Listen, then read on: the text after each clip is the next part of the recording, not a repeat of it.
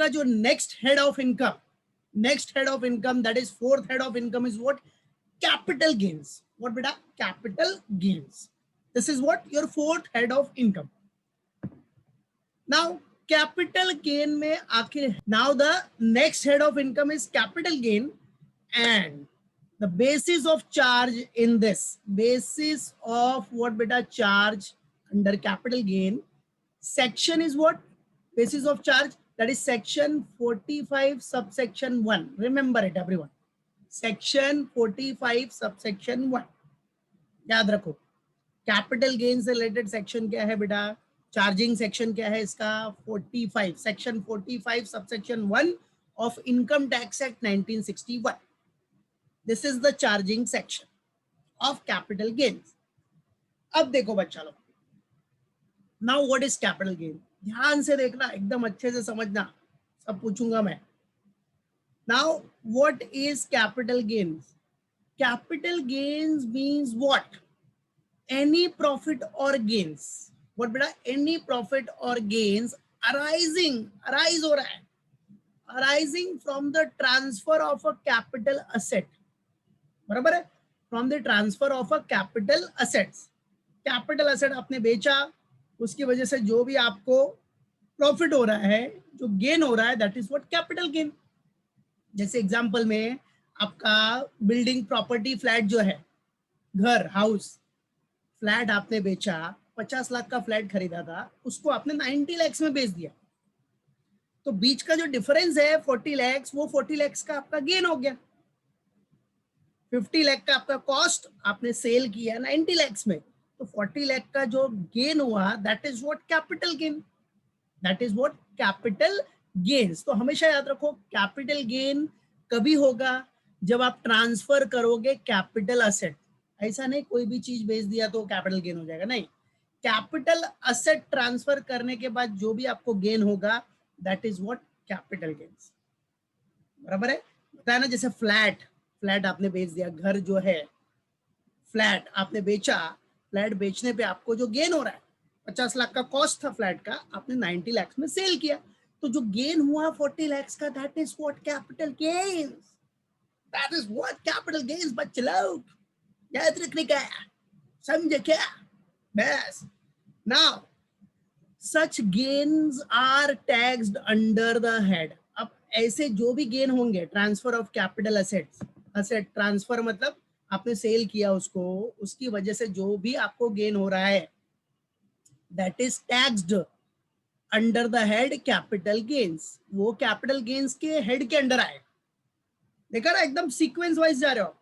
5 heads of income है आपके. इंसान को, बंदे को 5 हेड से इनकम होती है, जिसमें आपने पहला किसका फॉर्मेट देखा? इनकम फ्रॉम सैलरी का. सेकंड आपने पूरा फॉर्मेट किसका रिवाइज किया? इनकम फ्रॉम हाउस प्रॉपर्टी का. थर्ड आपने किसका रिवाइज किया? पूरा फॉर्मेट देखा, profits and gains from business और प्रोफेशन का, पीजीबीपी जिसको बोलते हैं. अब ये फोर्थ क्या है? कैपिटल गेन्स है. क्या बेटा? Capital gains. So such gains are taxed under the head capital gains in the previous year. अब नॉर्मल सी बात है ना बेटा, जो प्रीवियस ईयर में आपने कमाया होगा, जो भी गेन होगा, प्रीवियस ईयर मतलब क्या? 2019-20. अपना असेसमेंट ईयर क्या चल रहा है अभी करंटली? 2020-21. तो नॉर्मल सी बात है, जो भी प्रीवियस ईयर में आपको फायदा हुआ है, गेन हुआ है, कमाया है, उसी के ऊपर तो टैक्स भरना है अपने को. तो अगर आपने प्रीवियस ईयर में कोई असेट ट्रांसफर किया, बेचा, उसकी वजह से जो प्रॉफिट हुआ, उसके ऊपर आपको टैक्स भरने का, right? So the thing is that such gains are taxed under the head capital gains in the previous year in which the transfer of capital asset takes place. Previous year में जो transfer हुआ है, उसी के basis पे आपको जो फायदा हुआ है, उसी के बेसिस पे कैपिटल गेन टैक्स लगेगा. मतलब वो टैक्स होगा under the capital gains, under the head what? Capital gain. Capital gain है वो क्या है? कैपिटल गेन है. तो कैपिटल गेन है भाई, तो टैक्स तो लगना ही है. बेनिफिट हुआ है आपको, प्रॉफिट हुआ है, तो you will be taxed under the head capital gains. तो ये बच्चा सब लोग को याद रहना चाहिए. Okay, clear? तो याद रखो, सबसे मेन मालूम पड़ गया ना, सिंपल सा फंडा है क्या, समझ गया, पक्का, पक्का ना, यस, यस बेटा। चलो, नाउ 10, क्या 10, income is charge under the head capital gains if the following conditions are satisfied. अब देखो बच्चा, बेटा लोग एक चीज देखना, 10 इनकम इज चार्ज, अब कौन सा प्रॉफिट, कौन सा गेन, कौन सी इनकम कैपिटल गेन्स के हेड में आएगी, कौन सी इनकम या कौन सा प्रॉफिट, कौन सा gain under the head capital gain जो पढ़ रहे हो उसके अंडर टैक्स्ड होगा। तो नॉर्मल सी बात है, अगर ये फॉलोइंग कंडीशन सेटिस्फाइड होगी ये सारी, तो ही वो कैपिटल गेन के अंदर, तब जो हेड है अंडर कैपिटल गेन्स हेड के अंडर आएगा, under the head word capital gains. तो क्या कंडीशन सेटिस्फाइड होनी चाहिए, सबसे पहली कंडीशन क्या सेटिस्फाइड होनी चाहिए, there should be a capital asset. सबसे पहली बात तो वो कैपिटल असेट होना चाहिए, जैसे इधर आपने देखा कैपिटल असेट होना चाहिए, एग्जांपल में आपने एग्जांपल भी देखा कि फ्लैट बेचा, फ्लैट अपना कैपिटल असेट है, फ्लैट बेचा, जो डिफरेंस का प्रॉफिट हुआ, वो प्रॉफिट या वो गेन्स आपका क्या हो जाएगा, taxable under the head capital gains, बस सिंपल। तो सबसे पहला कंडीशन तो वही हो गया ना, कैपिटल एसेट होना चाहिए यार, क्या होना चाहिए वो, कैपिटल एसेट, समझा, सिंपल। सेकेंडली क्या बोल रहा है, अरे भाई कैपिटल एसेट तो होना चाहिए लेकिन ट्रांसफर भी तो होना चाहिए, अब फ्लैट है तुम बेचा ही नहीं है तो तुमको गेन कैसा होगा, ट्रांसफर तो होना चाहिए भाई, आपने वो फ्लैट ट्रांसफर तो किया रहना चाहिए किसी और को, ट्रांसफर करने के बाद आपको पैसा तो मिलना चाहिए, गेन तो होना चाहिए, तो ट्रांसफर तो कॉमन पॉइंट है भाई, ये transfer is a common point, transfer होना चाहिए, कैपिटल एसेट होना चाहिए, ट्रांसफर होना चाहिए, देख रहे हो डेफिनेशन, याद रखो इंपॉर्टेंट है, चाहे वो कोई भी पर्पस हो, थियरी हो, एमसीक्यू हो, anything. Now such transfer should take place in the previous, लो कर लो बात, जैसे हमको पता ही नहीं है, अरे ऊपर ही तो पड़ा रे बाबा, इधर देखो प्रीवियस ईयर, ये जो भी ट्रांसफर होगा that should take place in the previous year, okay dear, so don't fear when Gavaskar sir is here, याद रखो such transfer should take place in the previous year, previous year में ही होना चाहिए ना भाई, प्रीवियस ईयर में ट्रांसफर हुआ, कमाया, तभी तो टैक्स भरेगा, समझा, याद रखो बंदा जो भी प्रीवियस ईयर में कमाया है उसका रिटर्न कभी फाइल करेगा, 2020-21 मतलब असेसमेंट ईयर में, याद रखना। और राजा कैपिटल गेन आएगा कभी, अब 50 लाख का कॉस्ट है फ्लैट का, 50 लाख में बेचेगा तो कैपिटल गेन होगा क्या, कैपिटल गेन होगा नहीं भाई, 50 लाख का फ्लैट है, आपने अगर उसको ज्यादा भाव में बेचा, कॉस्ट के ऊपर बेचा तो गेन होगा, तो गेन होगा 70 लाख, 80 लाख, 90 लाख, 1 करोड़, 1.2 करोड़, 1.5 करोड़, अरे ऊपर जाना चाहिए भाई, आपको फायदा होना चाहिए, बेनिफिट, बेनिफिट होना चाहिए, तो ही आपका कैपिटल गेन होगा, समझी गयो सारो छे, हाँ। तो याद रखो बेटा, देयर शुड बी प्रॉफिट्स और गेन्स, प्रॉफिट्स और गेन्स मस्ट बी देयर, आपने बेचने पे प्रॉफिट या गेन होना जरूरी है, समझा, प्रॉफिट और गेन होगा तो ही वो कैपिटल गेन्स हेड के अंडर आएगा, मतलब क्या बोल रहा है, ये चार कंडीशन आपका सेटिस्फाइड होना चाहिए, किसके लिए, income is charge under the head capital gain होने के लिए, कि तभी वो कैपिटल गेन हेड के अंडर आएगा, अदरवाइज नहीं आएगा। और वो चार कंडीशन क्या हो गई आपकी, याद रखना, क्या, सबसे पहला कंडीशन है कैपिटल एसेट होना चाहिए, सेकंड कंडीशन है ट्रांसफर होना चाहिए, थर्ड कंडीशन है प्रीवियस ईयर में होना चाहिए, और फोर्थ क्या है, प्रॉफिट एंड गेन्स होना चाहिए। तो कॉमन कंडीशन है कि नहीं बेटा यार, कॉमन है ना यार एकदम, under the head capital gains में ये चार कंडीशन यार कॉमन कंडीशन है, कॉमन, कैपिटल एसेट होना चाहिए, ट्रांसफर होना चाहिए, ट्रांसफर होगा तभी तो पैसा मिलेगा, इधर transfer it means what, sale consideration, मतलब सेल हो गया, सेल किया, ट्रांसफर किया, बराबर है, ट्रांसफर होना चाहिए, प्रीवियस ईयर में होना चाहिए, और प्रॉफिट्स और गेन्स होना चाहिए, ये चार कंडीशन तो यार कॉमन पॉइंट है यार, समझा? तो याद रखो, और सबसे बेसिक मीनिंग याद रखना, capital gains means any profits और gains arising from the transfer of capital asset. Clear है? मालूम पड़ गया सबको? दिमाग में रहेगा ना? पक्का? एक बार रिव्यू कर लो फटाफट ना।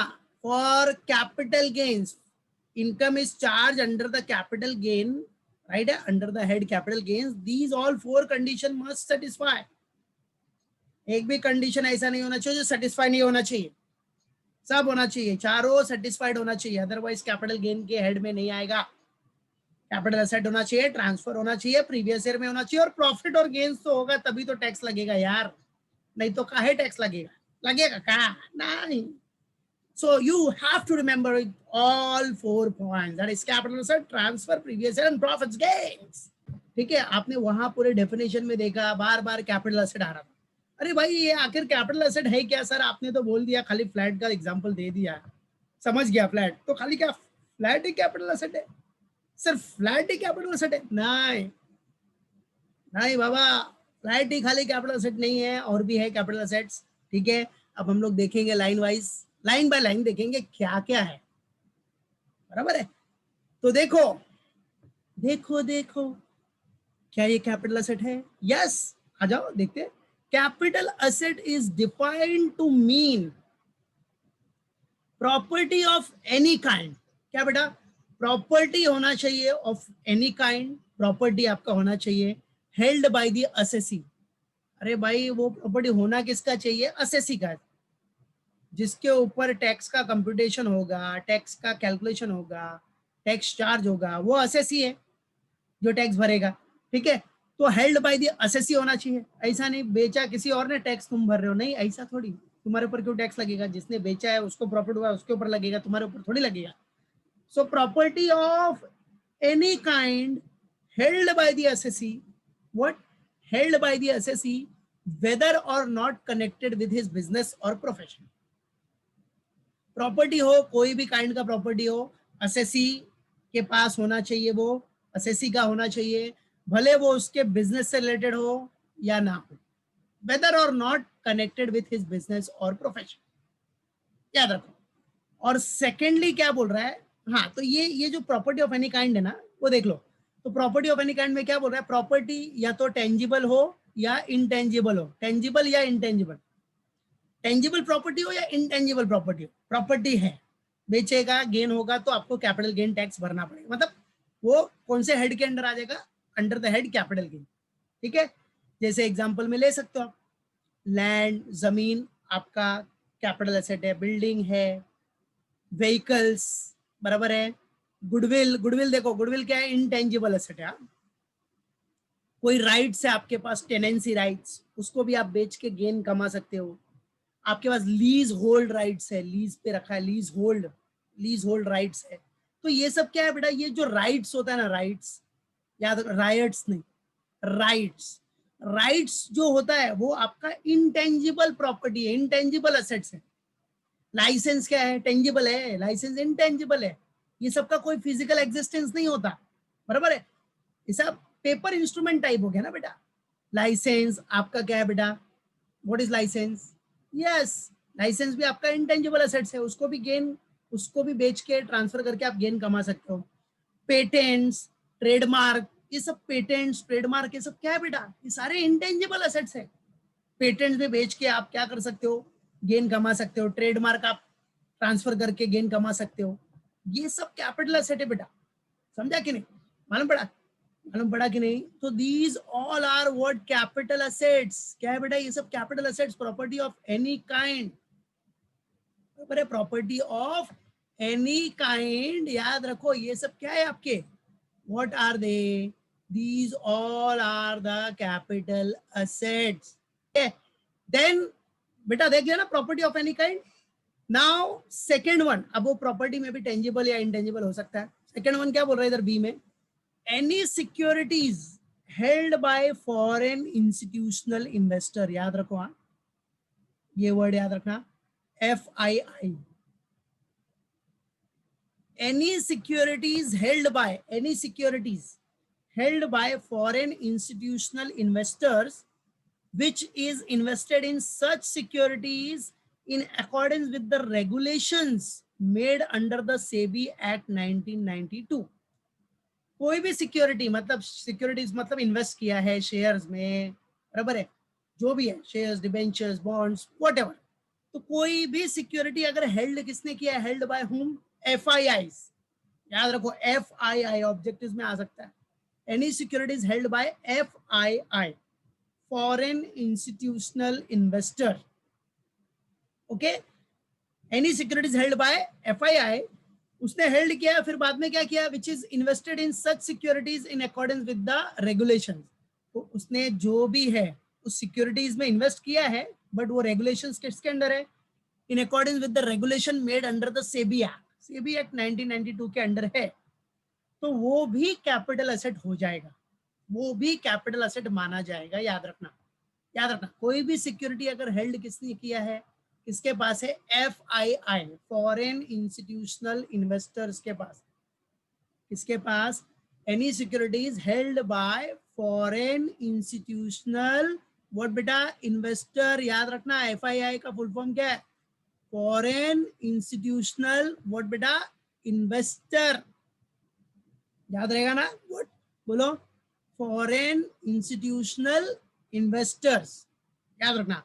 तो कोई भी सिक्योरिटी शेयर्स या फिर जो भी उसने इन्वेस्ट किया है, बराबर है, मालूम पड़ा, any securities held by home, foreign institutional investors, clear, which is invested in such securities in accordance with, वो इन्वेस्ट हुआ है वो सिक्योरिटीज में इन अकॉर्डेंस विद द रेगुलेशन, जो भी रेगुलेशंस है, rules and regulation is made under the SEBI act 1992 के under, वो रेगुलेशंस के अंडर वो अगर उसने इन्वेस्ट किया है और वो सिक्योरिटी रखा है, तो वो सिक्योरिटी भी उसका कैपिटल असेट हो जाएगा। याद सिंपल याद रखना, अगर कोई भी एफआईआई, फॉरेन इंस्टीट्यूशनल इन्वेस्टर, कोई सिक्योरिटी हेल्ड कर रहा है, बराबर है, हेल्ड कर रहा है, जो कि उसने इन्वेस्ट किया है इन accordance with the regulations, what in accordance with the regulations made under SEBI Act 1992, तो जो रेगुलेशंस है सेबी एक्ट 1992 के अंडर, उस बेसिस पे उसने क्या किया है, इन्वेस्ट किया है और सिक्योरिटी रखा है, इन्वेस्टमेंट रखा है, बराबर है, any securities held by home, FII, बराबर है, उसने अपना इन्वेस्टमेंट रखा है, होल्ड करके रखा है, वो उसका कैपिटल एसेट है, तो अगर वो उसको ट्रांसफर करेगा, ये सिक्योरिटी अगर बेचेगा, ट्रांसफर करेगा, तो जो गेन होगा वो कैपिटल गेन हो जाएगा, सिंपल सा फंडा। तो याद रखना, तो प्रॉपर्टी कैपिटल एसेट में क्या हो गया, प्रॉपर्टी ऑफ एनी काइंड हो गया, और कोई भी security held by home, foreign institutional investor, कोई भी सिक्योरिटी अगर फॉरेन इंस्टीट्यूशनल इन्वेस्टर्स ने रखा है, वो भी regulations of what, under the regulation of SEBI act 1992, invested under the regulation of SEBI act 1992, तो वो कैपिटल एसेट माना जाएगा, बराबर है। तो ये बच्चा लोग याद रखना, पहला क्या, प्रॉपर्टी ऑफ एनी काइंड, और दूसरा क्या, any security held by FII, but वो भी रेगुलेशंस के अंडर होना चाहिए, invested under the regulation of SEBI act 1992, बराबर है। तो ये याद रखो, और सब लोग इतना अच्छे से पहले रिवाइज करना।